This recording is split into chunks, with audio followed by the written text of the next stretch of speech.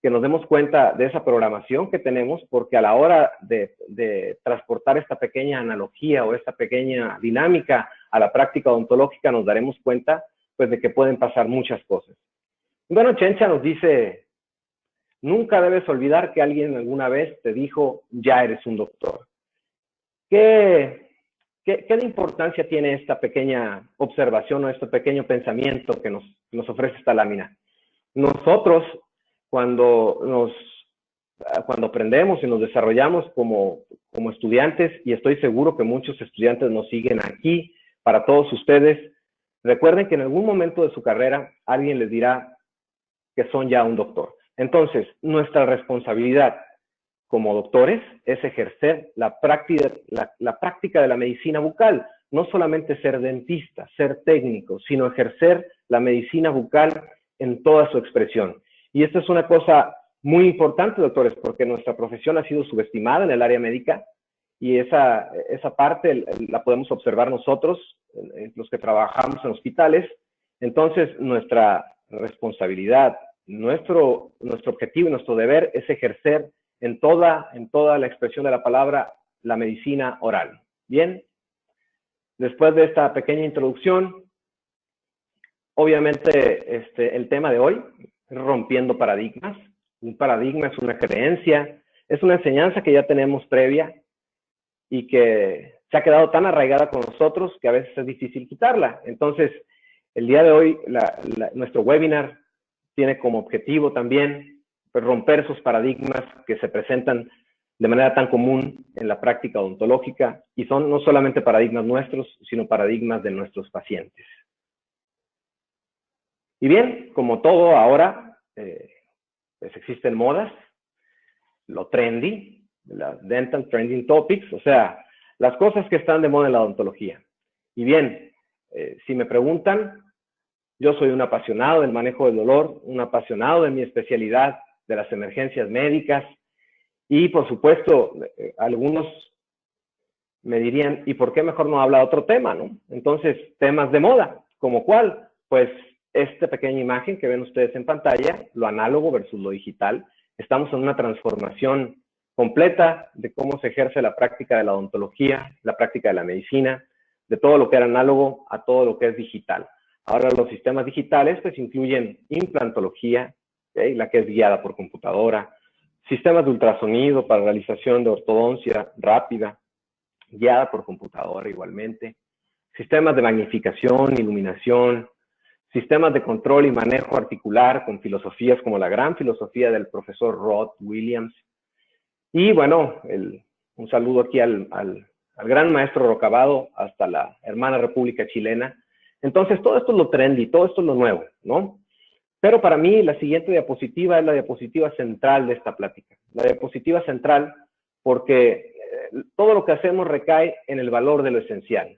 Si nosotros perdemos de vista lo esencial, las bases en la cual se fundamenta nuestra práctica diaria, seguramente estaremos un escalón abajo de nuestros colegas. Entonces, mis profesores, a quien guardo un gran cariño y un gran respeto, siempre me dijeron, prepárate. Entonces, nuestra responsabilidad es prepararnos durante nuestra universidad. Todos los alumnos que nos escuchan actualmente, los invito a poner su máximo esfuerzo para prepararse, porque una vez que han salido, que han realizado su carrera, vendrá la siguiente parte, que es adquirir experiencia.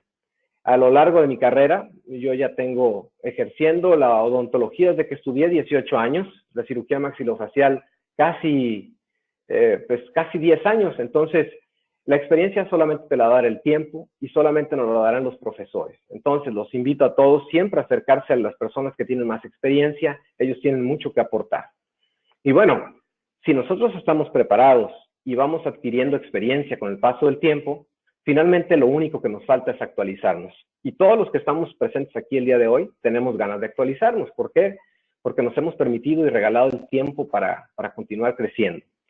Y dentro de la actualización no podemos dejar de mano la tecnología. La tecnología nos aborda para un ejemplo claro, un clic. Estamos en una conferencia digital, lo cual hace 15 años esto no era ni siquiera pensado.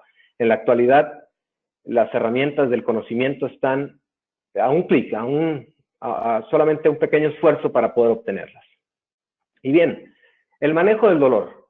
Entrando directamente en el tema, el cual nos compete el día de hoy, no tengo duda alguna de que el manejo del dolor se convierte en dos vertientes. Hay dos vertientes muy grandes a la hora de hablar de manejo del dolor. La primera es el manejo del dolor como un denominador común. Nosotros, como odontólogos, especialistas, tenemos la responsabilidad de manejar adecuadamente el dolor. Quien lo hace adecuadamente tendrá un paso más cercano hacia el éxito, hacia tratamientos efectivos, tratamientos adecuados, tratamientos que volverán a nuestros pacientes felices. ¿Okay? Esa es la primera de esas vertientes, el manejo adecuado del dolor como un denominador común de la buena práctica del odontólogo. Y la segunda, bueno, el manejo del dolor como un diferenciador. Esto es algo súper importante. ¿Por qué es súper importante? Porque nuestros pacientes nos van a medir de diferentes formas. Y la manera más frecuente en cómo nos mide un paciente es hablando o comentando cómo fue su experiencia en cuanto al dolor a la hora de sentarse en el sillón dental con nosotros. Entonces, definitivamente esto es un diferenciador. Este diferenciador puede hacer que nuestro paciente abandone nuestra clínica y vaya con la del vecino. Entonces, nuestra misión, nuestra responsabilidad es prepararnos lo mejor posible en esta área. Un área que tiene mucha tecnología y áreas en las que se puede mejorar aún. Bien. Como platicábamos, ¿qué es lo que más temen los pacientes cuando nos visitan? Obviamente, el dolor es la número uno. Y platicaba con colegas antes de realizar este webinar, y bueno, todos coincidíamos que la principal causa de por qué nos temen los pacientes, bueno, es el dolor, pero no me cabe la menor duda que es la cavidad oral, como está muy cerca de todos los sentidos que tenemos, es decir, vemos, observamos todo lo que viene hacia nuestra boca, nos permite olfatear ese clásico olor a eugenol que tienen los consultorios dental. El doctor Molano hablaba de la aromaterapia y todas las herramientas que se pueden realizar para poder controlar esas sensaciones. Y luego tenemos la audición, el ruido, el clásico ruido de nuestra pieza de mano. Entonces, la percepción de los sabores y, por supuesto, la percepción del sentido del tacto, ¿ok?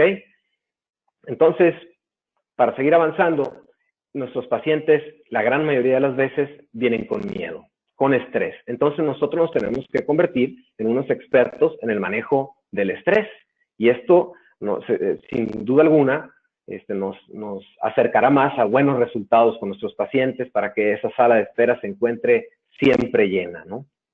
Y bueno, este tipo de imágenes clásicas, tenemos que tener cuidado con los detalles, doctores.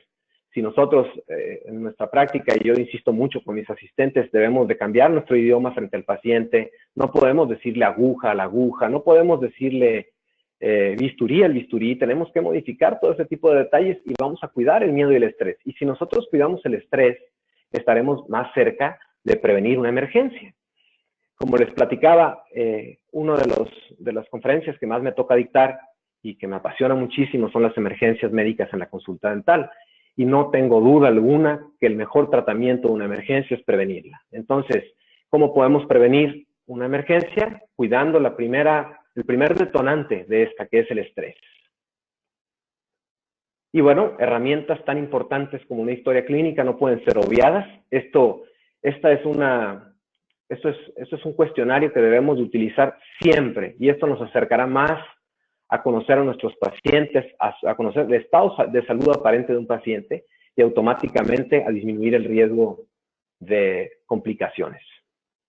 La incidencia de las emergencias médicas, bueno, tenemos una incidencia, pues, podría decirse baja. Sin embargo, dentro de todas las cosas que nos pueden pasar, el síncope es la principal, abarca más del 50%. Entonces, un paciente se puede desmayar por muchas cosas, desde la simple situación de tener un síndrome de hiperventilación por estrés o alguna cosa tan sencilla como la hipotensión postural, una persona que está recostada durante horas bajo tratamiento y nosotros lo levantamos de manera súbita y nuestro paciente se marea. No me van a decir que alguno de ustedes no ha tenido algún evento de este tipo, porque todos en algún momento lo hemos tenido. Tal vez no nos hemos dado cuenta. Y bien, el tipo de tratamiento de riesgo de una emergencia, bueno, para concluir rápidamente con esto, hay un denominador común. Extracción dental y tratamientos de conductos, endodoncias, comparten como similitud que se realizará técnicas de anestesia. Entonces, todos aquellos pacientes que tengan o que necesiten técnicas de anestesia estarán más cerca de padecer una emergencia. De ahí la importancia de prevenirla. Y bien, ¿los anestésicos locales son drogas seguras? No tengo la menor duda. Los anestésicos locales tal vez son el fármaco más seguro que existe en el mercado. Sin embargo, encontramos una serie de variantes que lo pueden volver no tan predecible. Entonces, durante la plática iremos desarrollando esa seguridad de los anestésicos y esa tecnología que ha agregado, por ejemplo, Ceptodon para hacer el tipo de anestesia, una anestesia segura, una anestesia predecible. ¿Okay? La importancia del cartucho dental. Todos los cartuchos dentales tienen un contenido. El contenido de este cartucho dental lo podemos observar en la diapositiva. Todo anestésico local va a compartir una sal, la cual hay diferentes tipos de sales. Algunos, o la gran mayoría, se les agrega un vasoconstrictor y tienen conservadores, al igual que un vehículo donde es transportado todas las sustancias que mencioné anteriormente, ¿no? Y bueno, hablando de la odontología mexicana, nosotros tenemos hechos, tenemos que hablar de hechos. En Estados Unidos, el manejo del dolor se utiliza con herramientas tan importantes como el óxido nitroso. Para ser honestos, en la República Mexicana no utilizamos el óxido nitroso. Ahora se están ofertando por ahí cursos. Debemos de tener cuidado con esto. El óxido nitroso es un gas muy noble que se puede utilizar de manera muy segura, pero debemos de tener una curva de aprendizaje importante para poder dar ese paso hacia adelante. Mientras tanto, nosotros seguiremos con nuestras técnicas sedación versus distracción. Nuestros doctores son expertos o nosotros somos expertos a la hora del manejo de la conducta, el manejo del estrés. Y esto es hecho en México. Bien, hablando directamente del tema, tenemos que tocar algunas generalidades del anestésico local. Son drogas que se van a tener una distribución total. Esto es muy importante porque a la hora de que se infiltre un anestésico local, ustedes deben de tomar en cuenta que ese anestésico local va a entrar al torrente sanguíneo. Y al entrar al torrente sanguíneo puede causar diversas situaciones que tenemos que controlar, ¿ok? Todos son neurotóxicos, es decir, tienen afinidad por receptores en la membrana nerviosa, pero son reversibles, ¿no? Y los anestésicos locales, cuando entran al torrente sanguíneo, son metabolizados, es decir, son inactivados de una manera diferente. El mecanismo de acción, seguramente ustedes ya conocen el mecanismo de acción, pues finalmente un anestésico local tiene como misión prevenir la realización de un impulso nervioso. ¿Cómo lo hace? Bueno, evitando la entrada de iones sodio al interior de la célula, evitando la despolarización, entrando o bloqueando esa llamada o tan famosa bomba de sodio-potasio, ¿no? Entonces, si nosotros evitamos una despolarización, tenemos controlado el impulso nervioso y por lo tanto no tendremos dolor. Y aquí tenemos a los canales de sodio, potasio. Aquí hay muchísimas cosas que agregar. ¿Okay? Lo haremos de manera muy básica para poder continuar con nuestra plática, nuestro webinar. Y bueno, el orden de afectación sensorial, después de que un anestésico local es infiltrado, primero eliminará el dolor y después las sensaciones de temperatura, el tacto, la presión. Y viceversa, cuando la recuperación de la anestesia inicie, lo primero que va a recuperar el paciente pues va a ser la presión, el tacto, el calor, el frío y al final el dolor. Esta situación es muy importante. ¿Por qué? Porque muchos de nosotros realizamos extracciones dentales. Entonces, a la hora de realizar una extracción dental, nuestro paciente puede tener totalmente adormecido los tejidos blandos, el labio inferior, cosas que nosotros podemos considerar como una técnica anestésica efectiva y apenas estamos trabajando con una técnica de un elevador, hacemos un poco de presión y nuestro paciente se queja. Y esto es porque finalmente las fibras nerviosas donde se ven más afectadas por el anestésico local son las pequeñas fibras, las mini fibras nerviosas, y estas son las fibras del dolor. Las fibras de presión y tacto son fibras más gruesas que necesitan un mayor tiempo y mayor solución anestésica para poder ser controladas. De aquí esa es la respuesta de por qué a veces nuestros pacientes siguen persistiendo con dolor a la hora de que realizamos presión en extracciones dentales. Y bueno, perdón, regresando a esto, si nosotros hablamos de afectación sensorial y hablamos de la recuperación de estas sensaciones, nosotros debemos de cuidar bastante el tipo de anestésico que utilizaremos y porque existen anestésicos de diferente duración. Bien, las características ideales de un anestésico local, bueno, hay anestésicos locales de todo tipo. Nosotros debemos de reunir características muy básicas y las reúnen casi todas las amidas, pero con diferentes variables. Todos deben de tener una toxicidad temporal, es decir, deben ser reversibles, deben de permanecer lo menor posible en el torrente sanguíneo y al permanecer en la sangre un tiempo corto, lo vuelve la capacidad de producir efectos adversos menores. O sea, un efecto adverso se presenta en aquellos anestésicos que no se eliminan tan rápido. Por eso ocupamos la rápida eliminación de nuestros anestésicos locales. Y nuestro metabolismo, es decir, cómo se degrada esa droga que entra al organismo. Bueno, existen dos tipos de metabolismo de acuerdo a la estructura química de nuestros anestésicos locales. Tenemos ésteres, amidas, ya conocidos por ustedes. Los ésteres se metabolizan 100% en el plasma, en la sangre, por pseudocolinesterasa y tienen una detoxificación muy rápida, es decir, es rápidamente eliminado.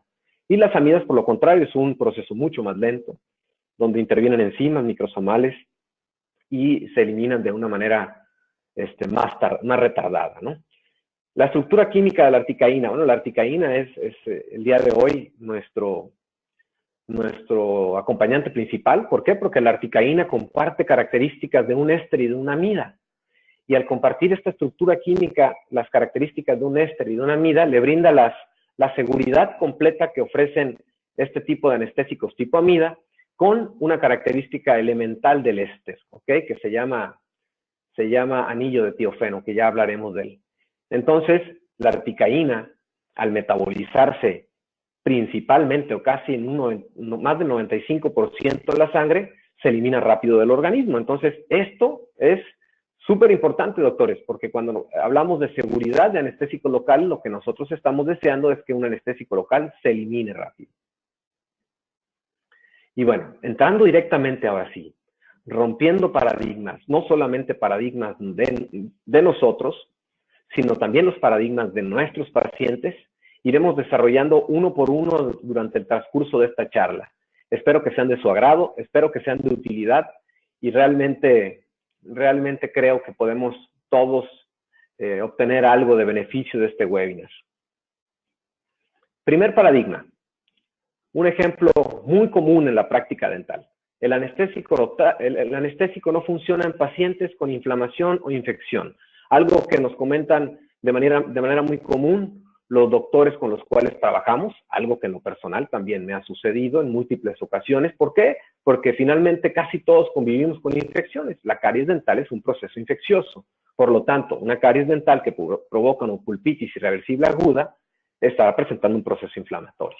Y de ahí podemos encontrar que ese proceso inflamatorio se puede transformar en un proceso infeccioso, dificultando nuestras técnicas de anestesia. Entonces, hablando antes de infección o inflamación, tenemos que tocar un tema que es la taquifilaxia. La revisión bibliográfica, muchos de las revistas o artículos que revisamos hablaban de que la taquifilaxia se presenta de manera muy poco frecuente en anestésicos locales. Sin embargo, el profesor Stanley Malamed lo maneja y debemos de tener en cuenta este aspecto, ¿ok? Y yo les hago una pregunta. ¿A ustedes no les ha sucedido que administran algún tipo de anestésico y lo administran y lo vuelven a administrar y administrar en el momento de un acto operatorio y llega un momento en donde nuestro paciente se estanca? Bueno, este fenómeno se le llama taquifilaxia, ¿ok? Y es la disminución gradual de un efecto administrado de manera continua por ese fármaco, ¿no? Durante un periodo corto de tiempo. Entonces, ¿cómo podemos resolver la taquifilaxia? Antes de que nosotros, primero debemos de elegir un anestésico local adecuado, pero cuando estamos realizando la técnica infiltrativa de anestesia y permitimos que ese paciente tenga la pérdida por completo de las sensaciones y el dolor, antes de que el paciente inicie, si son tratamientos prolongados, inicie con un nuevo cuadro de dolor, la sugerencia es reinfiltrar, ¿okay? Volver a infiltrar. Y bien, tenemos mediadores químicos del dolor e inflamación. Nosotros sabemos que tenemos una cascada inflamatoria que viene de la fosfolipasa 2, que pasa por el ciclo del ácido araquidónico, la lipo, la ciclooxigenasa y nos van a dar como resultado pues, sustancias como las prostaglandinas y leucotrienos, que son mediadores químicos de la inflamación y el dolor. Entonces, aquí tenemos ejemplos de todos estos, ¿no? ¿Qué importancia tiene las prostaglandinas, por ejemplo, que son mediadores del dolor? Bueno, que nosotros debemos de tomarlas en cuenta porque estas se van a liberar cuando tenemos un proceso de pulpitis irreversible aguda, un proceso de una infección, de igual manera los leucotrienos y sustancias como el tromboxano A2. Entonces, aquí hablando para mis colegas endodoncistas, ellos manejan muchísimo esta teoría de la sensibilización central. Pues es una teoría que habla de que todo paciente que tiene sensibilidad y dolor en los tejidos pulpares enviará impulsos trigeminales hacia el cerebro, lo que aumentará la excitabilidad de las neuronas centrales y nos dará un estado, doctores, que se llama hiperalgesia. Y este estado de hiperalgesia es una situación muy complicada. ¿Por qué es muy complicada? Porque el estado de hiperalgesia definitivamente puede generar complicaciones a la hora de realizar el control adecuado del dolor. Entonces, ¿cuál es la solución, doctores, para controlar procesos como una pulpitis irreversible o procesos que vemos muy comúnmente en la práctica diaria? Les voy a presentar unas láminas de unos pacientes que me permitieron ponerlos en esta pequeña charla, todos vistos de manera institucional. Entonces, donde vemos procesos infecciosos. Este tipo de procesos infecciosos son muy comunes, nos van a llegar constantemente en nuestro consultorio dental, y el reto principal para el manejo de este tipo de pacientes con procesos inflamatorios, infecciosos, con acúmulo de material purulento, gas, etcétera, será el manejo del dolor. ¿Okay? Entonces, ¿qué es lo que nosotros hacemos o qué estamos haciendo para el manejo del dolor de todos estos pacientes? Y encontraremos pacientes como él, de una edad joven, ¿okay? Otro paciente, procesos inflamatorios importantes, que abarcan los tejidos blandos. En algunos casos, en la gran mayoría, solamente van a ser procesos localizados a los tejidos dentales, algunas veces van a afectar a la mucosa y en otras más a los tejidos blandos, como actualmente, como estamos viendo en las diapositivas. Y veremos pacientes de todas las edades. Entonces, nosotros tenemos la responsabilidad de conocer a nuestro anestésico local, conocer la anatomía de ese anestésico, ¿ok? Cómo funciona, de qué manera funciona. ¿Por qué? Porque todos nuestros pacientes son diferentes. Es decir, nunca veremos un caso clínico igual porque nuestros pacientes no son iguales, doctores. Y esta es una parte elemental a la hora de elegir un anestésico local. Entonces, tenemos pacientes de todas las edades. Y aquí tenemos a este pequeño chiquito que llegó con un proceso infeccioso importante, con una molar temporal, con un proceso inflamatorio y rictus de dolor. Este niño estaba sufriendo. Entonces, ¿qué es lo que tenemos que hacer nosotros para controlar el dolor cuando nos enfrentemos a procesos infecciosos o procesos inflamatorios? ¿Qué es lo que tenemos que hacer para permitir trabajar con nuestros pacientes, realizar tratamientos dentales seguros, sin dolor, incluso abordajes extraorales con un control de la analgesia completo, un control de la sensibilidad completo y tener al final resultados felices como este pequeño amigo que nos acompañó el día de hoy amablemente en esta plática? Entonces, soluciones. ¿Cuáles son las soluciones que nosotros podemos ofrecerles a nuestros pacientes para poder resolver este tipo de casos y que no padezcan dolor? ¿Ok? Entonces, número uno, conocer nuestro armamentarium de anestésicos locales, Medicaín, Scandonest. Medicaín tiene la gran propiedad de que platicábamos hace rato, de tener una gran solubilidad de lípidos. Recordando que la solubilidad de lípidos es lo que nos va a dar el onset, la latencia, el inicio de nuestro anestésico local. Nos va a brindar también la potencia. Entonces, necesitamos anestésicos locales que tengan mayor solubilidad de lípidos, que sean estables, que su pH sea lo más cercano al fisiológico. Y bueno, si ponemos al principal participante el día de hoy aquí en este webinar, tenemos a la articaína, y tenemos que hablarlo porque la articaína finalmente comparte en su estructura química el anillo de tiofeno, y el anillo de tiofeno es como el anillo de poder de la Tierra Media, de esa fantástica literatura del profesor Tolkien. Entonces, ¿Por qué es el anillo de poder? Porque finalmente nos brinda una mayor solubilidad de lípidos, doctores. Entonces, cuando coloquemos anestésicos locales en procesos infecciosos y procesos inflamatorios, definitivamente tendremos resultados mucho más prometedores con técnicas con medicaína, articaína, en sus diferentes concentraciones. Y bueno, ¿qué es lo que hacemos para controlar? Aquí está la lámina que les mencionaba acerca de los pH fisiológicos. Entre más fisiológico, más cercano a ese 7.3, que es nuestro pH neutro, sea el anestésico local, mucho mejor efecto va a tener, porque tendrá una mayor solubilidad de lípidos, causará menos dolor a nuestros pacientes a la hora de ser infiltrado. Entonces, busquemos estos pequeños detalles que a nuestros pacientes les van a favorecer y que definitivamente nos van a favorecer a nosotros también, porque ellos regresarán sin lugar a duda a seguir atendiéndose. Entonces, les presento la siguiente diapositiva. La siguiente diapositiva habla sobre el uso de buffers, de amortiguadores, de sustancias que cambien el pH de nuestro anestésico. Si hablábamos que el pH de la lidocaína es un pH muy bajo, un pH de 3, y nosotros colocamos un anestésico local en un proceso infeccioso, inflamatorio, donde nuestro medio tisular es muy ácido, entonces la situación que tendremos es que la parte ionizada de ese anestésico local pues predominará y por supuesto nuestro anestésico local no tendrá la penetración adecuada.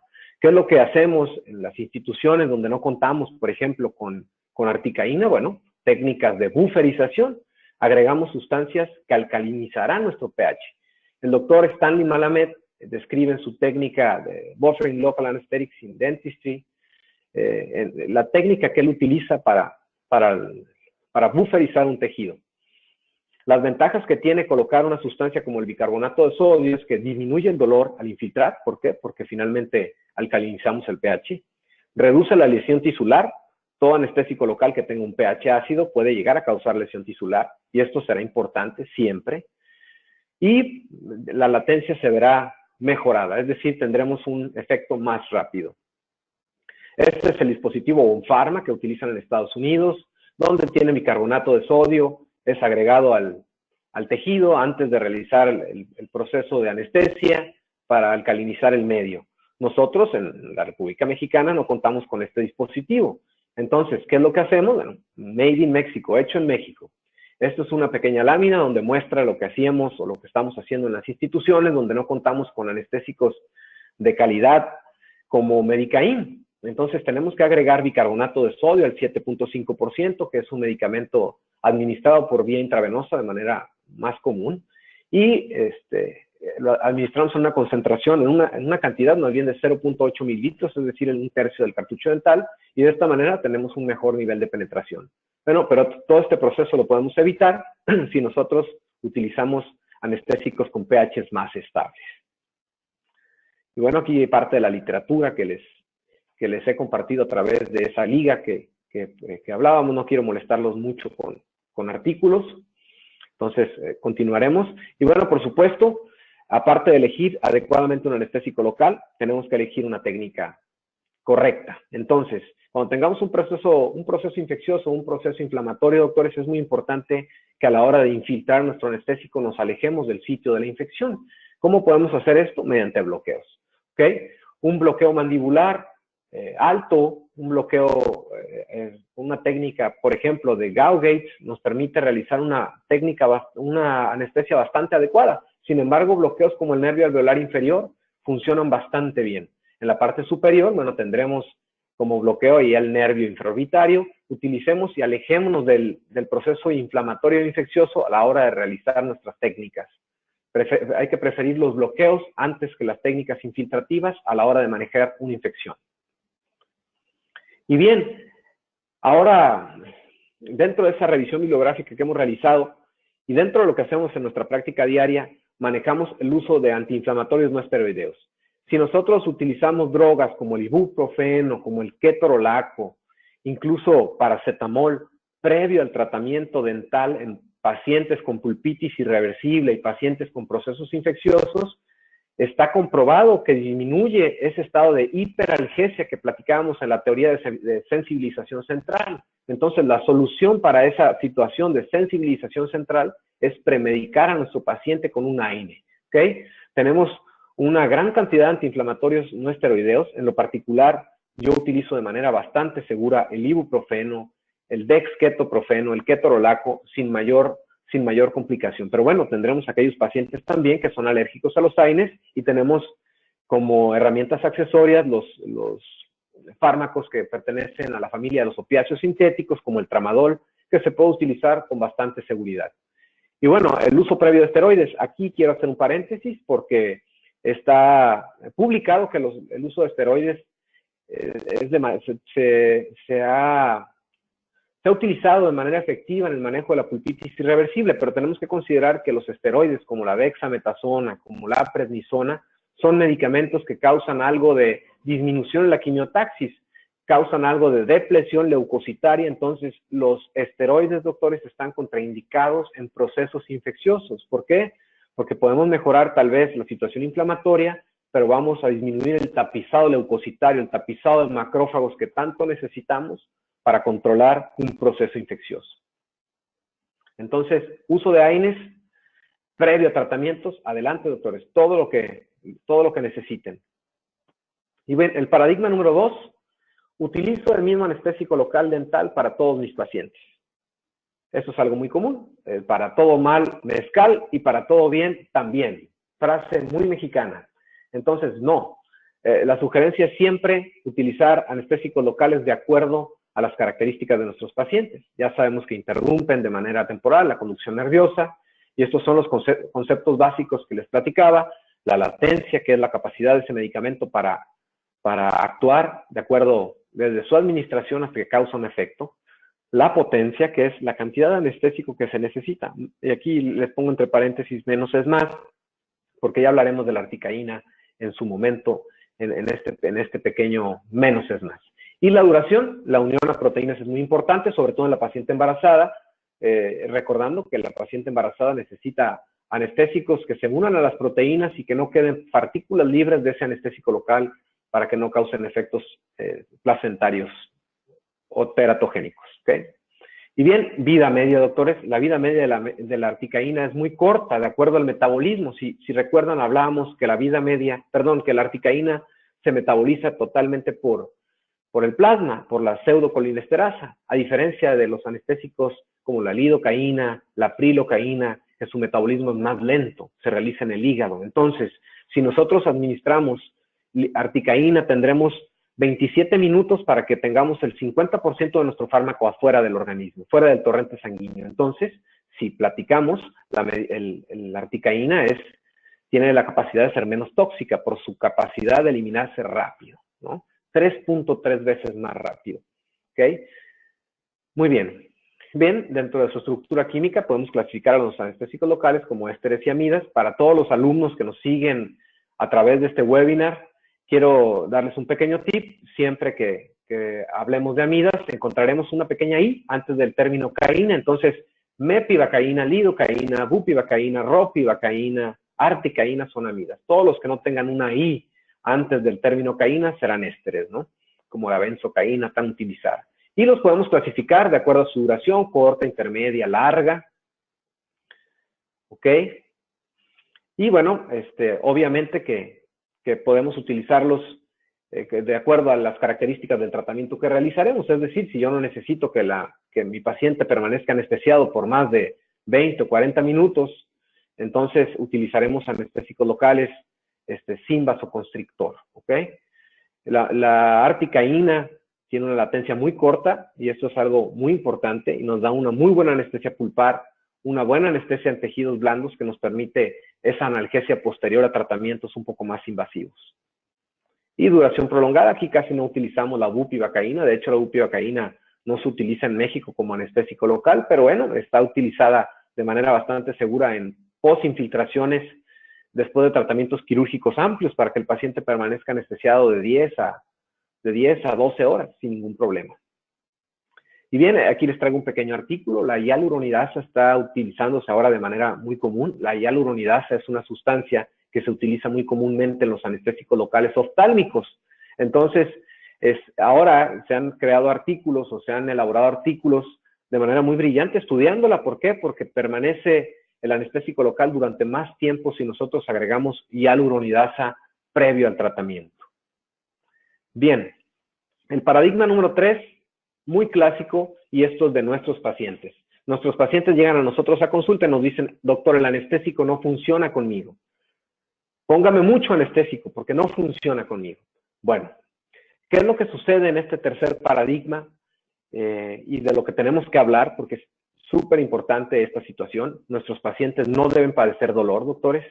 Entonces, nuestra misión principal es tener tratamientos libres de cualquier molestia.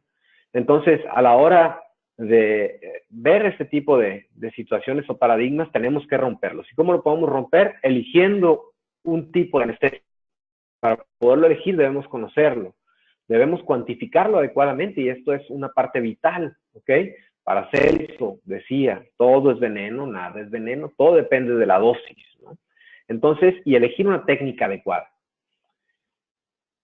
¿Cómo lo vamos a hacer? Bueno, tenemos que conocer el tipo de procedimiento que realizaremos. No es lo mismo hacer una restauración simple en algún diente que realizar un procedimiento de un implante dental o realizar un procedimiento de una extracción quirúrgica dental, ¿no? Tenemos que tomar en cuenta la duración del procedimiento y las características de nuestro paciente, ¿ok? La cantidad adecuada, esto es muy importante, esto no lo debemos olvidar. Esta es una diapositiva de las centrales de nuestra charla. La articaína debe ser cuantificada a 7 miligramos por kilogramo de peso, ¿ok? Esta es nuestra dosis máxima. ¿Qué es lo que sucedía, por ejemplo, con la lidocaína dosificada a 7 miligramos por kilogramo de peso? Bueno, que la lidocaína, cuando quitamos nosotros un elemento importante del anestésico como la epinefrina, disminuye significativamente la cantidad que necesitamos infiltrar. Entonces aquí entra otro anestésico local como mepivacaína, Escandonest. Escandonest tiene la propiedad, una propiedad de disminuir o no ser tan vasodilatador, lo que nos permite administrarlo de manera segura y de manera efectiva sin un vasoconstrictor. Y aquí lo vemos, la mepivacaína al 3%, a casi la misma dosis que si tuviese un vasoconstrictor. Y bueno, tenemos que elegir nuestras técnicas adecuadas. La gran mayoría de nosotros elegimos las técnicas infiltrativas porque las consideramos más predecibles, ¿ok? Versus los bloqueos. Y bueno, aquí tenemos un pequeño estudio. Bueno, se han hecho estudios de todo. Stanley Malamed habla sobre la posición en que debemos anestesiar a nuestros pacientes. Yo, hablando de emergencias médicas, les aconsejo anestesiar a nuestros pacientes en posición supina, principalmente para evitar un proceso de alguna emergencia. Sin embargo, Stanley Malamed habla de anestesiar a nuestros pacientes en posición supina y después ponerlos sentados en Fowler para una más rapidez de nuestro efecto anestésico. Y bueno, todos nos enfrentaremos en algún momento de nuestras vidas cuando realizamos técnicas de anestesia al mandibular slump. Hay pacientes, doctores, que en el día menos pensado, después de haberle realizado, atendido 5 o 6 veces, no funcionará nuestro anestésico y debemos de tomarlo muy en cuenta. ¿Por qué? Porque ese anestésico local que no funciona es un anestésico que puede ser por una situación de factores, una confluencia de factores. Entonces, tal vez ese día de ese mandibular slump debemos de reprogramar nuestra cita. Es totalmente válido. Y bueno, un término muy interesante como la cronobiología. No puedo entrar a hablar de un tema tan bonito, tan apasionante como la cronobiología.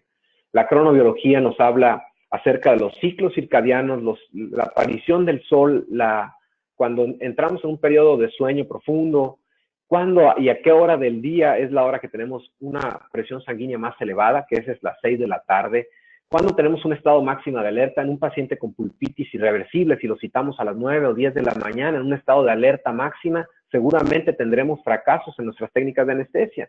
Pacientes con hipertensión arterial descontrolada, tenemos que citarlos temprano en la mañana porque sabemos que a las 6 de la tarde es el máximo pico de presión arterial. La cronobiología es una cosa muy interesante.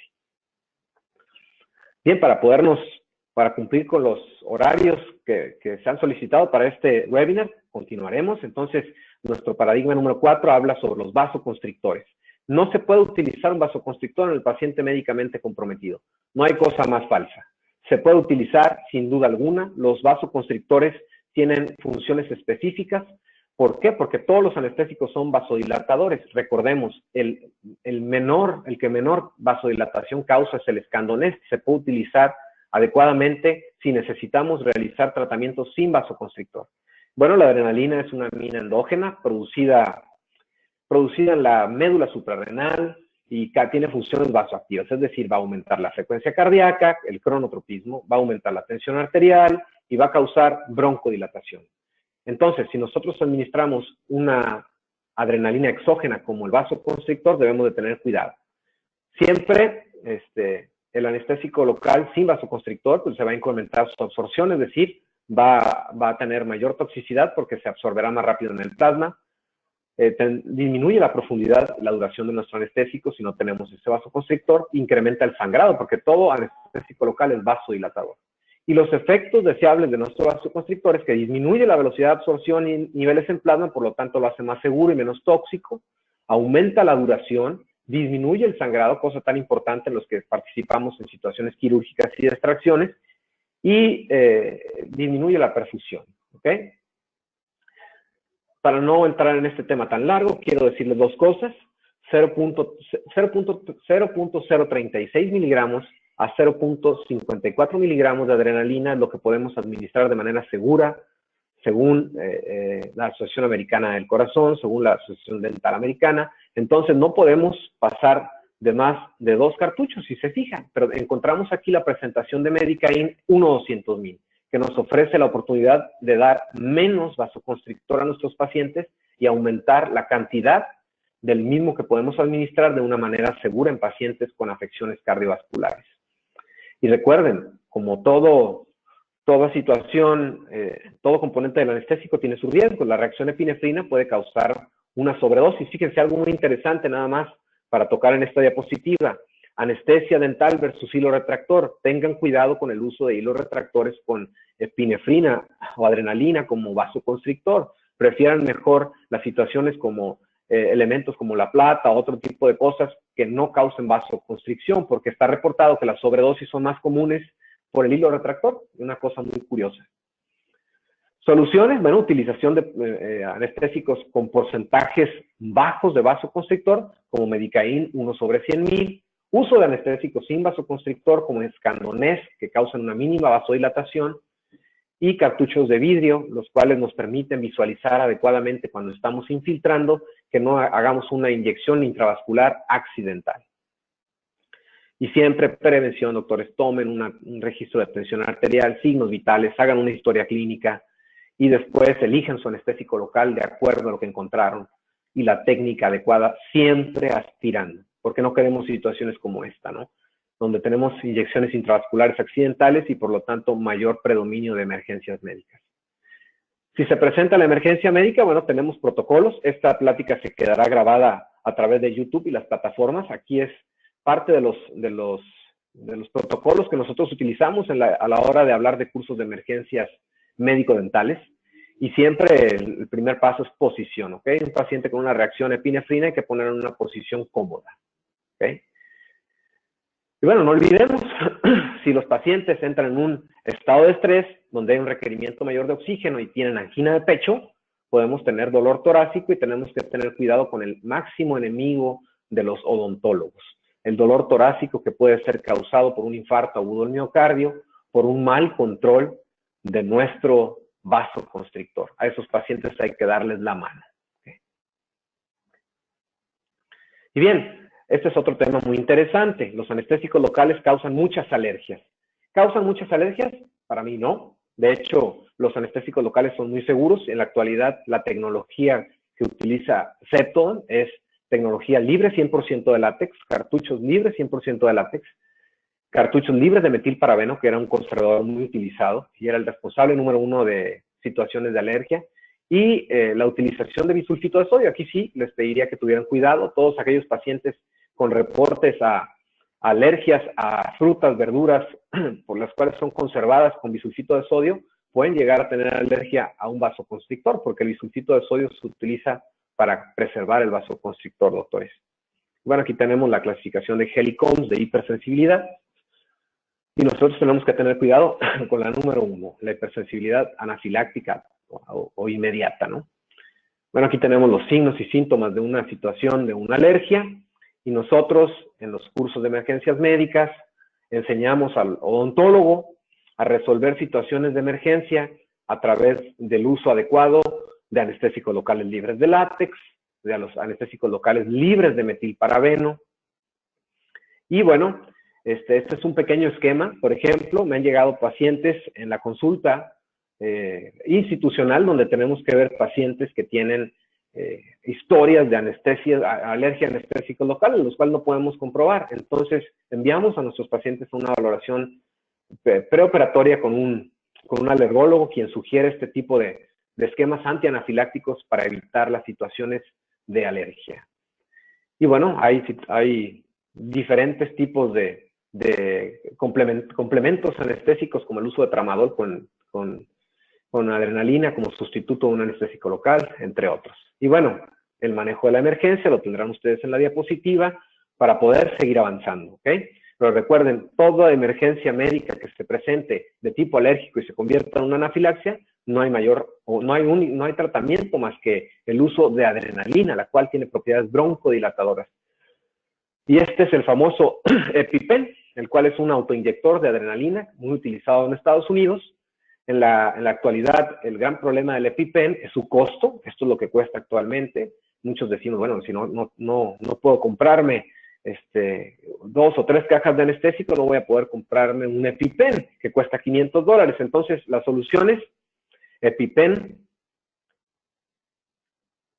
made in o hecho en México, ¿no? Una jeringa, un cartucho, una ampolleta de adrenalina y una jeringa de insulina para dosificar adecuadamente nuestra ampolleta de adrenalina. Si es necesario, la podemos mantener precargada. El gran problema de tener una adrenalina precargada es que nos dura aproximadamente una semana sin antes no ser inactivada. Entonces hay que estarla cambiando. Y bueno, no olvidemos que la reacción alérgica más común es el látex y el metilparabeno es el causante de reacciones alérgicas. Actualmente ya los anestésicos se realizan libres de metilparabeno. Bien, el paradigma número 6, este es un paradigma importante, quiero también mencionarlo. ¿Por qué? Porque se ha escrito demasiado en la actualidad acerca de técnicas anestésicas que suplementen a los bloqueos mandibulares, ¿ok? Entonces, es necesario siempre realizar técnicas anestésicas por bloqueo en extracciones de molares mandibulares. Bueno, primero tenemos que conocer la anatomía. Un punto elemental, doctores, a la hora de realizar una técnica de anestesia para que sea efectiva es hacer una valoración previa a nuestro paciente. Así como nosotros hacemos una historia clínica, hagan una pequeña o pierdan un tiempo en una exploración física a esa mandíbula que van a infiltrar, porque la mandíbula es muy diferente en el paciente déntulo, al paciente adulto, al paciente infantil, al paciente prógnata, al paciente retrógnata. Entonces, si estudiamos correctamente la mandíbula, previo a una técnica de anestesia, tendremos mucho más porcentaje de cumplir con nuestro objetivo, que es realizar buenos bloqueos. Y bien, la técnica por bloqueo, la más desafiante en la odontología, y también a veces se convierte en un dolor de cabeza para los odontólogos porque es muy poco predecible. Desafortunadamente es causado por una gran variabilidad en nuestra anatomía. Encontramos nervios alveolares bífidos, encontramos inervaciones accesorias o situaciones como, tenemos una cantidad de variables anatómicas que vuelven la tasa de fracaso importante en las técnicas por bloqueo, que a veces elegimos otro tipo de herramientas, ¿no? Pero créanme una cosa, las técnicas por bloqueo que fracasan son de origen multifactorial. No todo tiene que ver con el sitio de la inyección que colocaron, así que no se desesperen y no pierdan la esperanza en mejorar en nuestras técnicas de bloqueo, porque es muy importante para realizar buenos procedimientos. Recuerden que para considerar que nosotros realizamos una adecuada anestesia, el paciente debe sentir cero dolor. Para esto debemos de hacer este pequeño test: sensibilidad en tejidos blandos, pruebas de frío, y cuando estemos accesando a los tejidos duros y a la pulpa, el paciente no debe sentir dolor. Cero dolor, eso es nuestro objetivo, cero dolor, ¿ok? Aquí tenemos las características de las fibras nerviosas. ¿Y cuáles son las soluciones? ¿Qué soluciones se ofrecen actualmente para el manejo de este tipo de casos? Técnicas de infiltración bucal. Entonces, ¿qué es lo que se ha publicado en la actualidad muchísimas técnicas de infiltración bucal versus bloqueos alveolares inferiores. ¿Cuál es la situación? Que si nosotros vamos a realizar técnicas de anestesia infiltrativa bucal, necesitamos anestésicos locales que tengan una solubilidad alta en lípidos, una afinidad por esos receptores anestésicos y lo conseguiríamos solamente con la articaína, ¿ok? Y el anillo de tiofeno, el tan famoso anillo de tiofeno. Esa liposolubilidad nos permitirá realizar anestesias en el fondo de nuestra mucosa a la altura de molares para realizar control adecuado del dolor. Y esto es real. El gran problema de las técnicas de infiltración bucal es que si las realizamos en pacientes que se encuentran infectados o que tienen un proceso inflamatorio previo, tendremos definitivamente fracaso. Y para entrar al siguiente paradigma, tendremos que hablar algo de anatomía del maxilar. La anestesia palatina es siempre muy dolorosa. ¿Es verdad? No. Yo no lo considero así. Llevo aproximadamente 10 años realizando técnicas palatinas con una tasa de éxito muy alta en la cuestión de bloqueo y en la cuestión de dolor. Entonces, iremos en el transcurso de estas diapositivas platicando cómo podemos realizar técnicas palatinas sin dolor. O, en su caso, cómo podemos evitarlas. ¿Okay?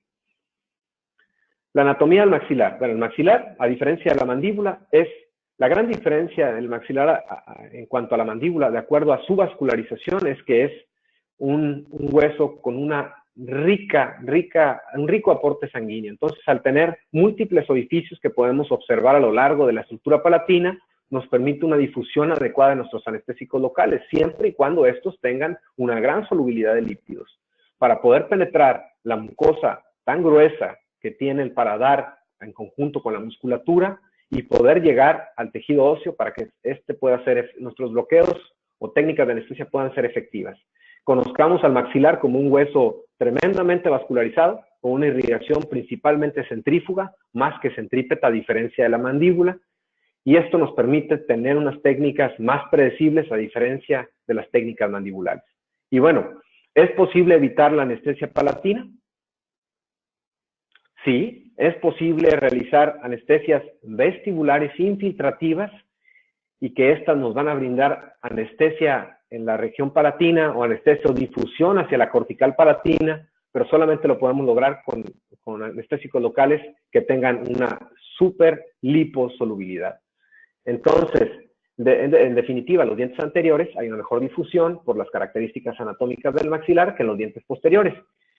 Y yo aquí quiero hacer un paréntesis. ¿Por qué? Porque esto se está utilizando de manera muy común en la actualidad. Estamos tratando de realizar técnicas infiltrativas versus técnicas palatinas. Es decir, no queremos tocar el paladar. ¿Por qué? Porque a nuestros pacientes les molesta, porque es incómodo, etcétera, ¿no? Entonces, debemos de tener en cuenta que esto sí puede funcionar, pero no en todos los casos, doctores. Si ustedes tienen un proceso infeccioso en un molar, en un primer molar, donde conocemos la anatomía del primer molar y tiene una gran raíz palatina, dos raíces, mesial y distal, seguramente no controlaremos ese dolor palatino adecuadamente. Entonces, si el dolor a la hora de realizar una extracción es de 1, 2 o 3, para mí es un fracaso.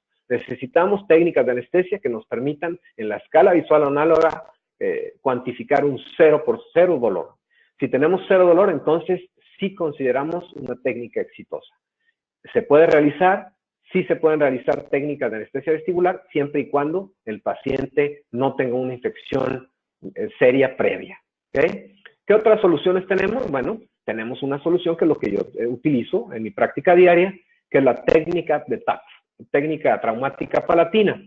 ¿Qué es lo que utilizamos? pHs fisiológicos, es decir, utilizo Medicain, utilizamos agujas cortas con un doble bisel para disminuir ese trauma a la hora de infiltrar.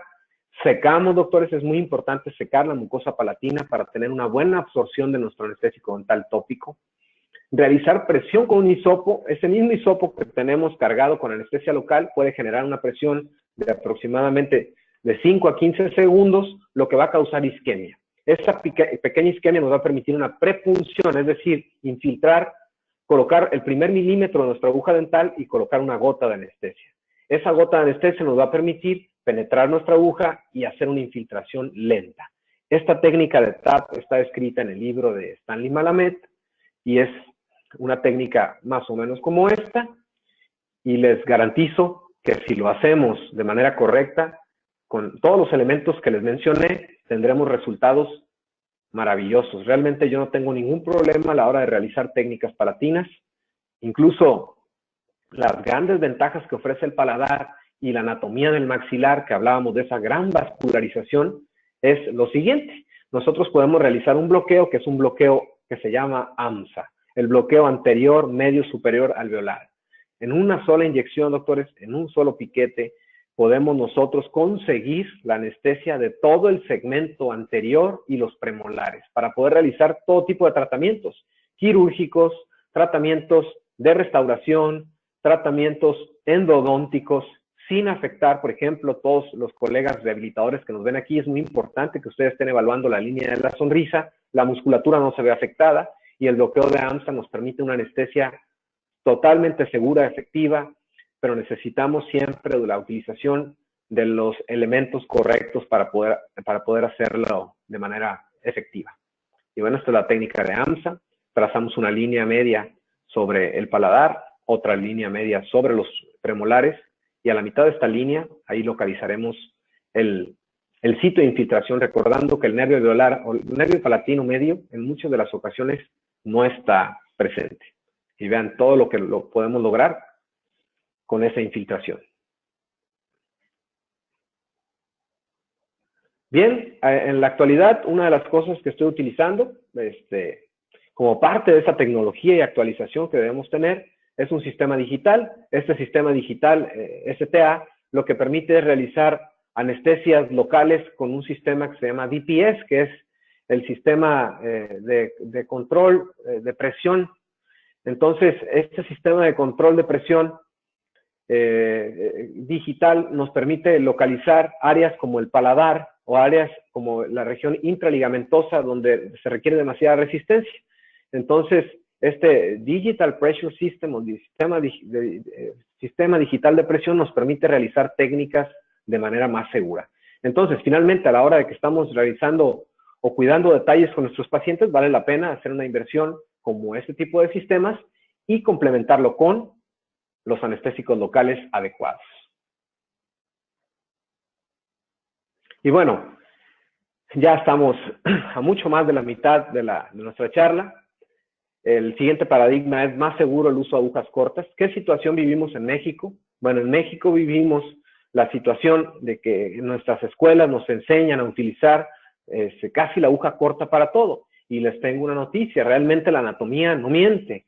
La anatomía no es suficiente, o la aguja corta no es suficiente en todos los pacientes para llegar adecuadamente al sitio de la infiltración a la hora de realizar técnicas por bloqueo mandibular. Entonces necesitamos utilizar las agujas largas y se pueden utilizar de una manera bastante segura, ¿ok?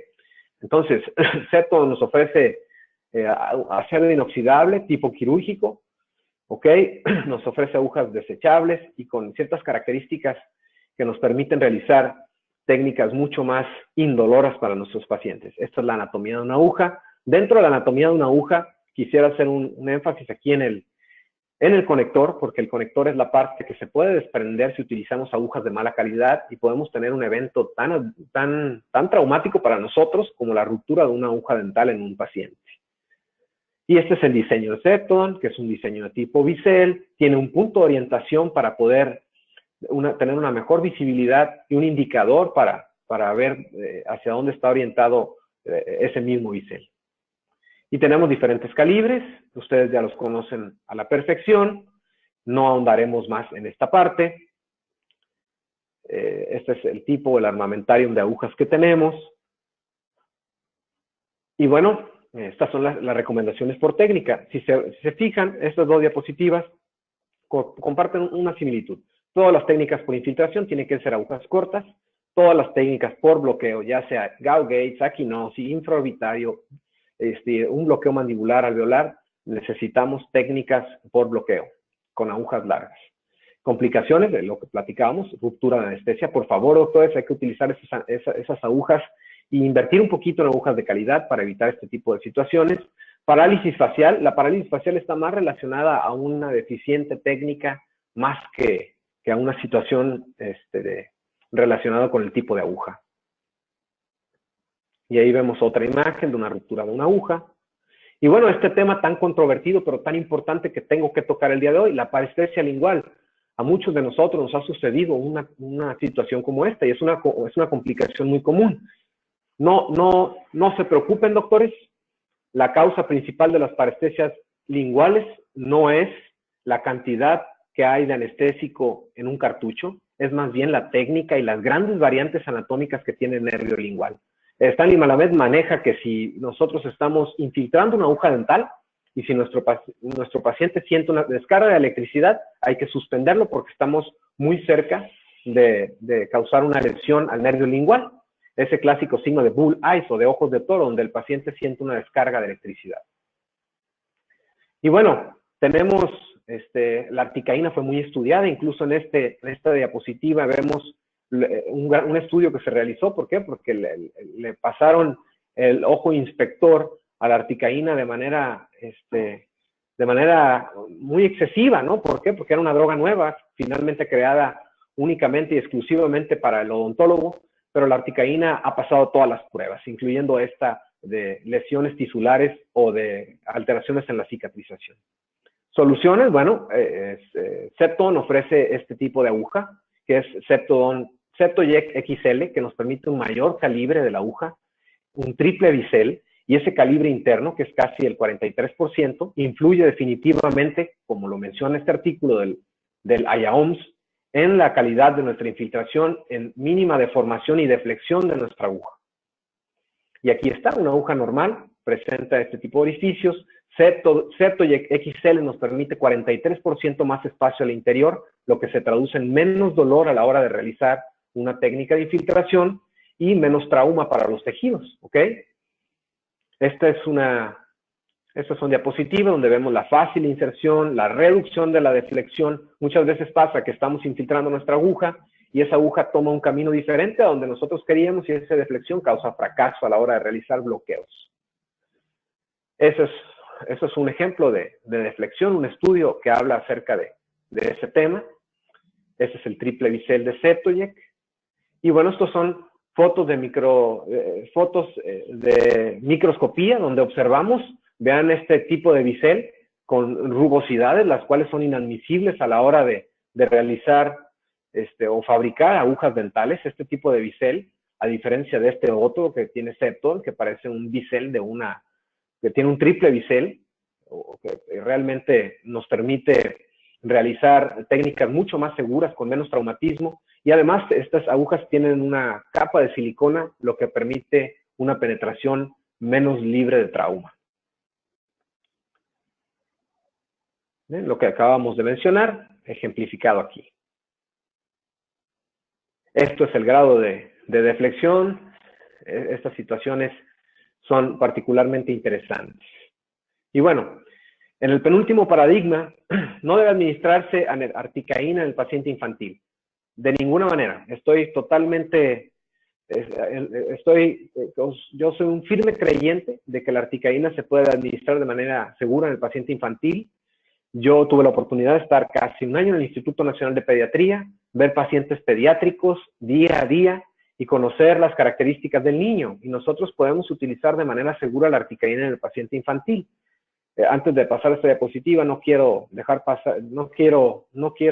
perder la oportunidad de saludar a mi gran maestro, el doctor Jorge Telles, a quien le mando un fuerte abrazo. Y bueno, en cuanto a seguridad, lo que necesitamos es elegir el anestésico local adecuado, y el anestésico local adecuado es aquel que tenga una vida media más corta. Menos es más, doctores. Debemos de utilizar articaína porque tiene una vida media mucho más corta, 3.6 veces más corta. Entonces, en el niño necesitamos mínimas cantidades de articaína para realizar buenas técnicas por bloqueo, cuantificar adecuadamente la dosis, y esto nos permitirá de manera bastante segura poder atender al niño sin ningún problema. La dosis recomendada baja, por supuesto. La dosis en el niño es menor. Esta situación es muy importante porque la lidocaína Se utiliza sin vasoconstrictor en algunas ocasiones en el niño y esto puede llegar a causar toxicidad. Recuerden que la lidocaína, como por poner un ejemplo, es un medicamento que es un anestésico, pero si es infiltrado de manera intravenosa es un antiarrítmico. Entonces, si sobredosificamos a un niño que tiene un peso o una dosis máxima mucho menor, podemos causarle el efecto contrario de un antiarrítmico, que es un proarrítmico. Está comprobado que en el niño se pueden causar bradiarritmias causadas por sobredosificaciones de anestésicos locales, los cuales no reúnen las características ideales. Entonces el niño o los papás del niño nos lo agradecerán, porque finalmente tal vez en el momento no tengamos ningún problema, pero a futuro ese niño puede crecer con alguna lesión en ese miocardio que se puede traducir en bradiarritmias en su edad adulta. Seguridad ante todo. Y la anatomía del niño nos permite la infiltración de manera muy segura de anestésicos locales, porque si ven ustedes la diapositiva, tenemos una edición mixta y tenemos un hueso tanto en la mandíbula, tanto en el maxilar, muy esponjoso. Al ser muy esponjoso, tiene una rica vascularización, lo que nos permite una mejor difusión de nuestros anestésicos locales que tengan una alta liposolubilidad. Y en el niño, por supuesto, las concentraciones de adrenalina debemos disminuirlas, entonces tenemos una herramienta muy segura como Medicaín en una concentración de 1/200,000. Y bueno, este es otro tema muy utilizado en la actualidad. Maramel lo ha presentado, mesilato de fentolamina. El mesilato de fentolamina es un revertor de los efectos anestésicos. Se puede utilizar, Oraverse es el nombre comercial y lo distribuye Septodon. Se puede utilizar de manera muy segura para que nuestros pacientes se vayan cómodamente a su hogar sin esa sensación de anestésica tan incómoda que les puede causar, especialmente en el niño, lesiones autoinfligidas a la hora de morderse su labio. Entonces, Oraverse es una solución bastante interesante. Y bueno, aquí hay estudios acerca del mesilato de fentolamina que comprueban la eficacia de este medicamento. Por último, hablando específicamente de un tema, el cual lo voy a hacer muy brevemente, el embarazo. El embarazo es otro de nuestros paradigmas porque tenemos mucha creencia de que el paciente embarazado no puede ser atendido. Al contrario, nosotros lo que debemos de evitar en el paciente o en la mujer embarazada es la liberación de catecolaminas de una manera excesiva. Entonces, necesitamos manejar el dolor en esos pacientes. ¿Cómo lo podemos hacer? Pues de manera segura y utilizando los anestésicos adecuados, ¿no? ¿Qué anestésico o qué situación tenemos en el embarazo? Bueno, nosotros siempre tratamos de administrar la menos cantidad de drogas posibles en el primer trimestre porque sabemos que es la maduración de los órganos. Entonces, debemos de utilizar, si no hay remedio y hay que atender a ese paciente embarazado, anestésicos locales que tengan mayor unión a proteínas. ¿Por qué? Porque si tenemos anestésicos como la articaína, que tiene un 95% de unión a proteínas, a diferencia de la lidocaína, que solamente tiene un 60 o 65%, nos permite tener casi todo el anestésico local adherido a esas proteínas y menos anestésico local libre del torrente sanguíneo que se puede transformar en toxicidad placentaria. Entonces, ¿cuál es la idea o la idea central de esta diapositiva? Utilizar anestésicos locales con gran unión a proteínas y con vidas medias cortas. Y bueno, el valor agregado, bueno, Septodon tiene reconocimientos por diferentes grupos, asociaciones a lo largo del mundo. Es una marca que nos ofrece, a diferencia de la competencia, como un valor agregado, la esterilización terminal. Y nosotros, sobre todo en la rama quirúrgica, tratamos de controlar o tratamos de tener un control de las infecciones de manera muy estricta. Entonces, anestésicos locales que se realicen o que tengan esterilizaciones terminales definitivamente son más seguros que utilizar anestésicos locales que no poseen esta fantástica característica. Y para el cierre, doctores, no quiero dejar sin tocar este tema que es muy importante para nosotros, la mala práctica, lesiones infringidas por nosotros, iatrogenias.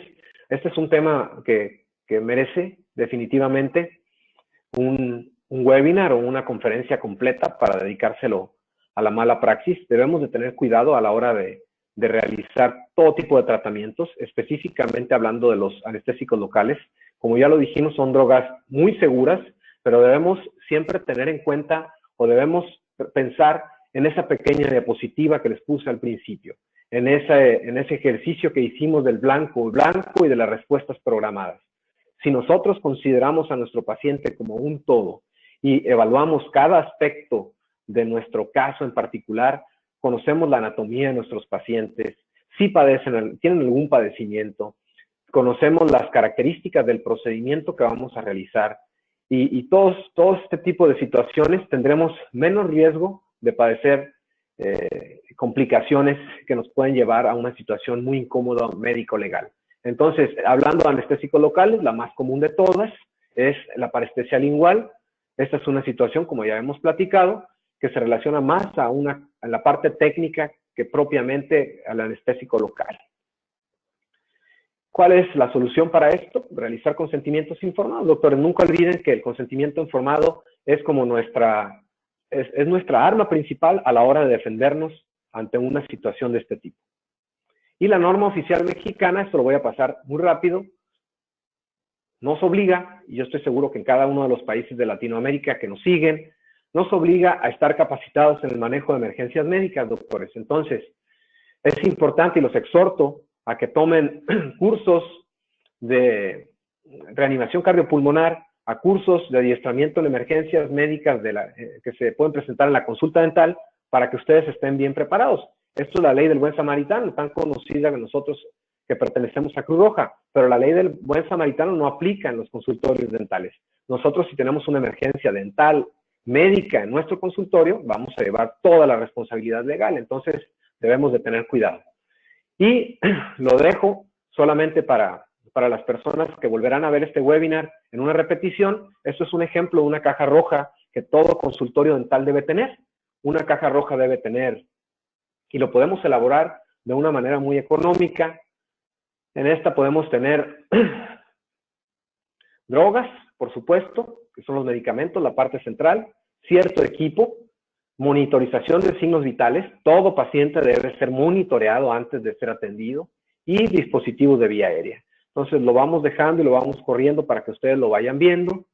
Medicamentos inyectables, no olviden, existe adrenalina, que no es EpiPen y que podemos utilizarla con un costo mucho menor. Y bueno, otros medicamentos como la aspirina, la nitroglicerina, la glucosa para todos los pacientes diabéticos que vemos, el salbutamol para todos los pacientes que vemos asmáticos, etcétera, etcétera. Y no olviden evaluar siempre a nuestros pacientes previo a un tratamiento. El registro de los signos vitales es un elemento clave a la hora de evitar una emergencia médica. Y bueno, los que gusten tomar un curso para conocer los dispositivos de vía aérea, los dispositivos de desfibrilación externa automática, están totalmente invitados a acudir a sus diferentes centros de capacitación que ofrece Cruz Roja en cada uno de los países. Por su amable atención, les agradezco infinitamente.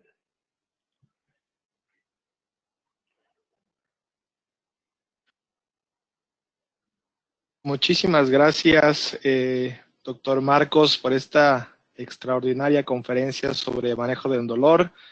10 paradigmas que han sido científicamente rotos ahora con esta charla. Muchas felicidades. Quiero dar también las gracias a los prácticamente 500 doctores que esta mañana nos están acompañando y los invito a que pasemos ahora a la sesión de preguntas y respuestas, si están de acuerdo, y empezaremos con la primera de ellas. Bien, obviamente hay una infinidad de felicitaciones, doctor Marcos, tanto de Muchas gracias, Fernando. De Centroamérica y Sudamérica, gente de Colombia, gente de Chile, gente de Ecuador, gente de muchos países que te felicita. Muchas gracias. Por esta actualizada conferencia. Muy bien, vamos con la pregunta número 1 de la doctora Yadira Ramos. Dice, doctor, buenos días, una consulta. En su opinión, ¿influye que el frasco que contiene el anestésico sea de plástico o de vidrio? ¿Cuál es el mejor? Gracias. Bien, saludos, Yadira. Definitivamente los anestésicos locales que vienen envasados en vidrio son mejores por dos situaciones. La primera de ellas nos permite una mejor visibilidad a la hora de realizar técnicas por bloqueo y evitar infiltraciones vasculares accidentales. Y la segunda situación que tenemos es que los anestésicos locales que vienen en un envase de vidrio, por ejemplo los de Cepton, vienen siliconizados. Y esta situación nos permite una infiltración lenta, precisa, una infiltración sin resistencia y por lo tanto se traduce pues, en menor cantidad de dolor para nuestros pacientes. Y por ahí algunos artículos mencionan que los anestésicos locales cuando se combinan con situaciones que libera el plástico, pues se vuelven un poco más tóxicos. Entonces, en definitiva, yo creo que los anestésicos en vidrio, envasados en vidrio, son mucho mejores y nos pueden ofrecer una mejor herramienta para poder trabajar. Gracias, doctor Marcos. Igualmente nos llegan preguntas por medio de la plataforma de Facebook. Por ejemplo, está la pregunta del doctor Oscar GR, que dice, ¿qué opinión tiene sobre el uso de prilocaína con felipresina para pacientes con cardiopatías? Bueno, actualmente en México, la prilocaína la distribuye otra marca. La situación aquí es que la felipresina finalmente es un análogo de la vasopresina. No crea toda esa situación adrenérgica que puede llegar a causar la epinefrina. El gran problema de la prilocaína es que si es cuantificada de manera inadecuada nos puede llevar a otra situación, ¿ok? Como es un riesgo inherente de metahemoglobinemia. Y la otra situación es que en el paciente embarazada la felipresina y la prilocaína se convierte en un anestésico local totalmente contraindicado. La felipresina la puedes utilizar de manera muy segura, yo no tengo ninguna duda en ello, pero yo sigo creyendo que la adrenalina como tal es el principal o el mejor vasoconstrictor que tenemos. De hecho, en mi práctica clínica, esto es a experiencia personal, el uso de adrenalina en la cuantificación y dosis correcta, para mí se ha convertido pues, en el estándar gold para poder realizar tratamientos efectivos. Entonces, creo que sigue habiendo superioridad de la articaína versus la prilo. Gracias, doctor Marcos. La siguiente pregunta es la de la doctora Estefanía Echalar. Dice, buenos días. ¿Cuál es su protocolo de acción en pacientes con infección aguda periodontal en pieza inferior, la cual ya se extendió el dolor hasta el oído y la mandíbula y se relaciona a una linfoadenopatía aguda unilateral? Bueno, hola doctora Estefanía. El protocolo de procesos inflamatorios infecciosos, y comparto esto porque el trabajar en la práctica institucional me ha dado la oportunidad de ver o estar conviviendo con infecciones diario. Entonces, la manera o el protocolo que yo utilizo en el manejo del paciente infectado, ya sea que esa infección haya causado edema en los tejidos blandos, diseminación en los espacios aponeuróticos y por lo tanto situaciones de afección a las cadenas linfáticas o ganglionares, es utilizar técnicas por bloqueo altas. A lo mejor es una curva de aprendizaje complicada, pero la técnica de Gauss-Gates es una técnica muy segura donde tomas pues prácticamente todo el segmento de la rama mandibular para poder hacer un bloqueo completo. Y bueno, como platicaba, en algunos lados no tenemos acceso a la Medicaín o a la articaína, en las instituciones principalmente, entonces lo que utilizamos es las técnicas de alcalinización del pH de nuestro anestésico. Y de esta manera tenemos buenos resultados. Y otra de las situaciones es que no mencioné en la plática y esta pregunta es muy interesante. Recuerden que en el paciente infectado la latencia es mucho más prolongada, entonces debemos dar tiempo a nuestro paciente para que ese anestésico pueda ser difundido adecuadamente, ¿no? Gracias, doctora Estefanía. Gracias, doctor Marcos. Igualmente, la siguiente pregunta también proviene de la doctora Estefanía y dice, ¿se cree que la articaína es muy tóxica cuando se la administra de manera troncular ¿Qué opina? Ok, definitivamente no. No lo es porque por una simple razón, su vida media.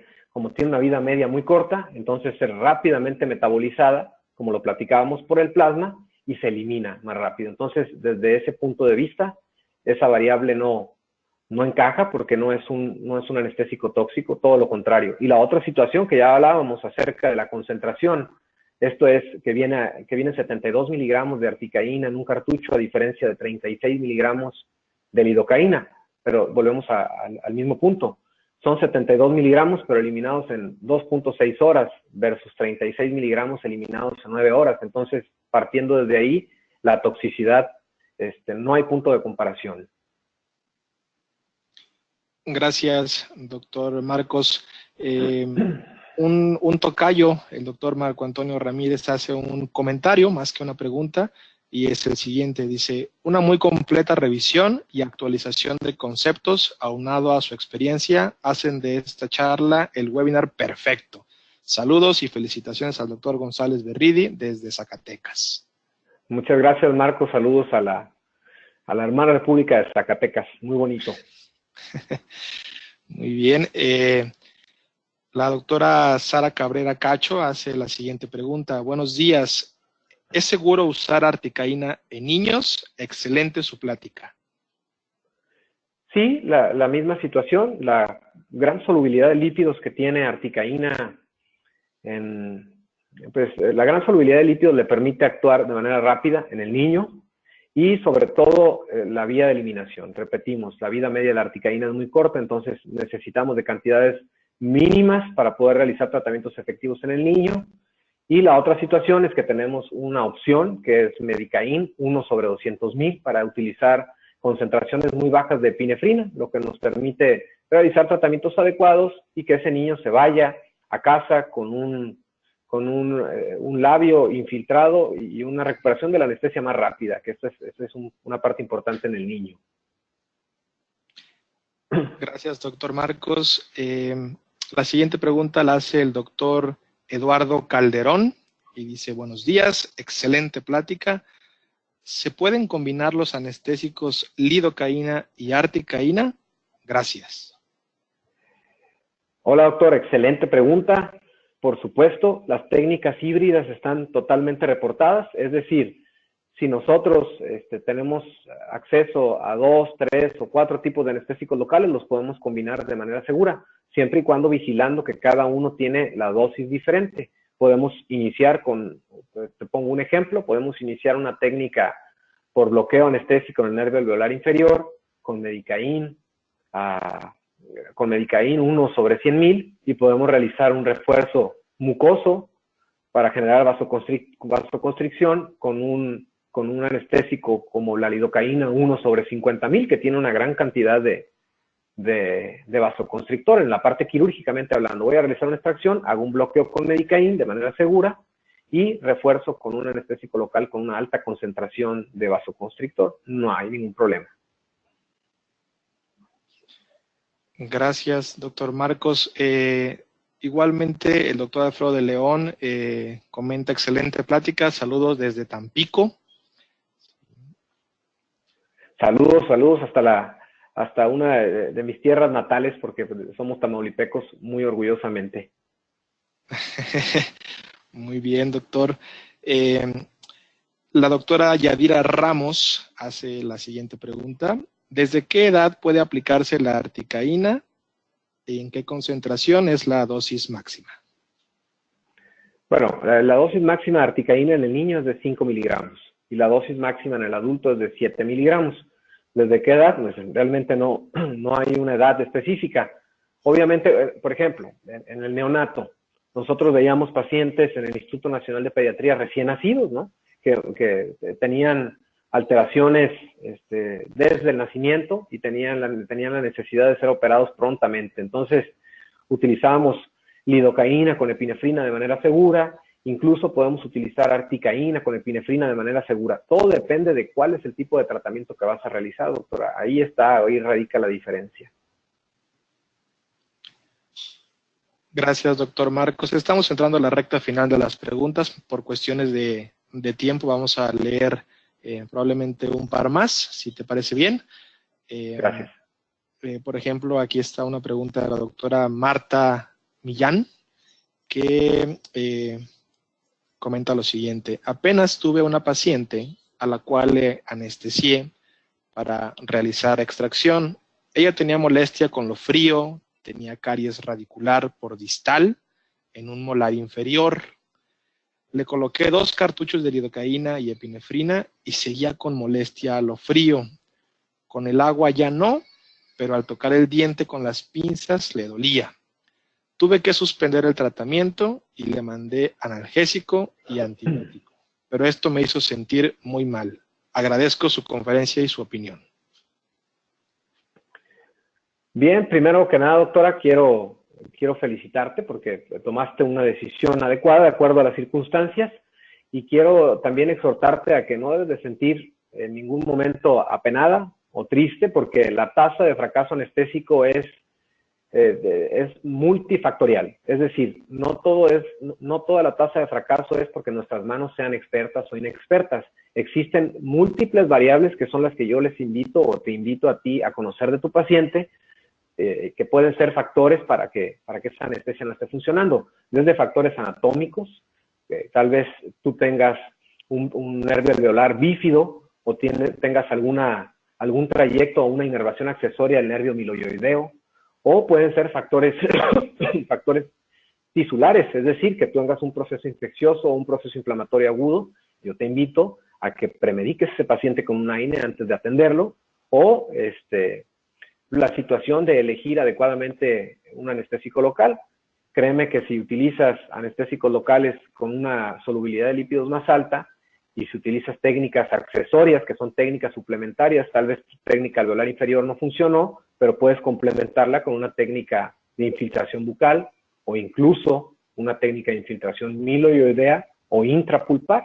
Entonces, yo te exhorto a que veas a ese paciente como un todo y veas esos factores que pueden estar desencadenando pues esos pequeños baches a los cuales todos nos enfrentamos. No te preocupes que eso no está exento en mi práctica, esto me pasa bastante común. Gracias, doctor Marcos. La doctora Lourdes Martínez dice, buenos días, excelente conferencia, saludos desde Huatulco, Oaxaca. El doctor Juan López, buenos días, doctor, felicidades de parte de todos en Hernández Dental Clinic, acá en Nuevo Progreso, muchas felicidades. Saludos a la playa de Huatulco y a Nuevo Progreso. y bueno, hay una pregunta que se repite en varios doctores, voy a tratar de conjuntarla, y es esencialmente, en su opinión, doctor Marcos, ¿cuál pudiera ser el anestésico adecuado para una paciente embarazada? Ok. La paciente embarazada comparte una característica importante, que es que tiene un doble metabolismo, porque por ahí está un pequeñín formándose. Entonces necesitamos anestésicos locales que tengan una tasa de eliminación rápida. O sea, necesitamos vidas medias cortas. En este caso, yo utilizo en el paciente o en la paciente embarazada Medicaín 1/200,000. Lo utilizo porque tiene una vida media corta, porque con cantidades muy bajas puedo lograr efectos adecuados y porque utilizo una concentración de anestesia, de vasoconstrictor también en porcentaje muy bajo. Y eso me permite una seguridad adecuada. Ahora hay que tomar en cuenta aquí, y tocas un tema muy importante, porque el paciente en el primer trimestre es en el momento en que más riesgos tiene, pero también está el tema de la lactancia. Hay que recordar que la mamá que está dando pecho y va a ser sometida a un tratamiento dental, debemos esperar a que ese fármaco o el anestésico local sea eliminado. Entonces, cuando está la mamá dando pecho, debemos de evitar 2.6 horas después del tratamiento con articaína, dar pecho a su bebito, y 9 horas con lidocaína. Entonces, desde ese punto de vista, no hay comparación. Y la recomendación es, si tu paciente está dando pecho, está lactando, hay que tirar esa leche que se almacenó durante ese periodo de 2.6 horas, que la deseche la mamá para que no llegue a su bebito nunca, ¿no? Y no le cause toxicidad. Gracias, doctor Marco. El doctor Rodolfo Molano, a quien mencionabas al inicio, hace también un comentario. Dice, excelente conferencia. Muchas gracias, doctor Berridi, y muchas gracias por tu amabilidad de nombrarme al inicio de tu charla. Gran honor. El mismo doctor Molano dice, esta semana en una conferencia me preguntaban sobre mi opinión de colocar el cartucho dental en agua caliente previo a infiltrarse. ¿Qué piensas al respecto? Personalmente no le veo utilidad y más aún considerando que cuando se toma el cartucho en la mano se tiene adecuada y suficiente transferencia del calor que ayude a menor dolor, mejor absorción sin riesgo de dañar el fármaco. ¿Qué tal? Bueno, un saludo enorme al doctor Rodolfo Molano. Su presentación fue magnífica y el manejo que está haciendo con el óxido nitroso en su clínica es de verdad digno de admirar y aprender. Doctor, le soy muy honesto. Cuando escuché su plática y hablaba de detalles, pues yo soy una persona que cuida muchísimo los detalles. Mis asistentes no me dejarán mentir. Cuando estamos atendiendo un paciente y sobre todo porque mi rama es quirúrgica, trato o soy un apasionado de que ese paciente no sufra dolor. Entonces, les soy honesto, compré un dispositivo para calentar el anestésico local, entre otras cosas. Lo utilizo de rutina, no está reportado en ninguna bibliografía que haya ventajas. Sin embargo, por ejemplo, en los hospitales donde trabajo de manera pública, pues no tenemos control sobre nuestro aire acondicionado. Entonces, a veces nos tienen bajo temperaturas realmente congelantes. Entonces, el anestésico local está muy frío y por ese motivo lo hice. Pero en el consultorio dental, en donde tenemos controlada nuestra temperatura, nuestra oficina, no le veo mayor beneficio. Un saludo, doctor. Muy bien, Marcos, pues el último comentario, y con esto vamos a cerrar. Voy a dejar después los micrófonos para que te despidas. El último comentario es de la doctora María Isabel Franco. Dice, felicidades, doctor Marcos, excelente plática. Saludos desde Ormadent, Carranza, en Ciudad Valles, San Luis Potosí. Saludos a la Huasteca Potosina, saludos a mi querida clínica Ormadent y a la doctora Susana Lárraga. Muy bien, pues el resto de las preguntas que por cuestiones de tiempo el día de hoy no alcanzamos a mencionar esta mañana, se las haremos llegar al doctor Marcos Berridi para que tenga bien responderlas posteriormente. Y antes de cederle los micrófonos al doctor para unas últimas palabras, quiero agradecer nuevamente a todos los que han hecho posible la realización de este webinar, especialmente a nuestra audiencia, que el día de hoy fue extraordinaria, a Inteligencia Dental, a COA, a Ceptodon por su patrocinio, y los invitamos a que vuelvan a conectarse el próximo martes. Estamos en el mes del manejo del dolor y el mes del manejo, de la regeneración ósea. El próximo martes 11 de septiembre a las 10 de la mañana tendremos una sesión más con el doctor Paul Gómez, quien nos hablará también sobre el tema del manejo del dolor. Y sin más, se despide temporalmente su amigo Fernando Flores y cedo los micrófonos al doctor Marcos para despedir a la audiencia. Adelante, doctor. Muchas gracias, Fernando. Un abrazo y muy amable tu valiosa ayuda. Bien, para despedirme y para concluir, no quisiera cerrar más que con una frase de Tony Nadal. Tony Nadal es entrenador de un famoso tenista. Y Tony Nadal habla sobre el valor del esfuerzo. Entonces, quiero invitarlos, exhortarlos a todos ustedes a que sigamos esforzándonos en mejorar nuestra práctica diaria. El manejo del dolor es una herramienta indispensable, doctores, para poder ejercer adecuadamente y para tener nuestra oficina siempre llena, para tener pacientes felices.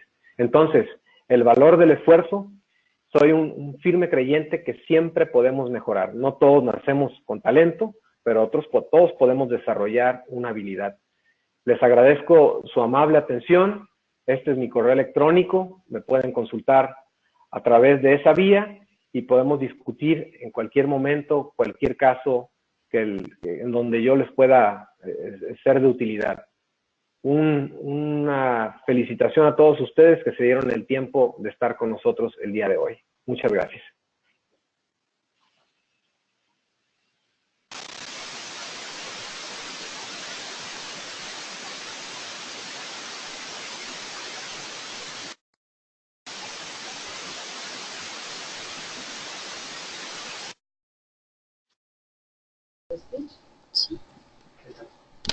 Muchísimas gracias, doctor Marcos Berridi, por esta interesante información que nos compartió el día de hoy. Le enviamos un fuerte abrazo hasta Reynosa.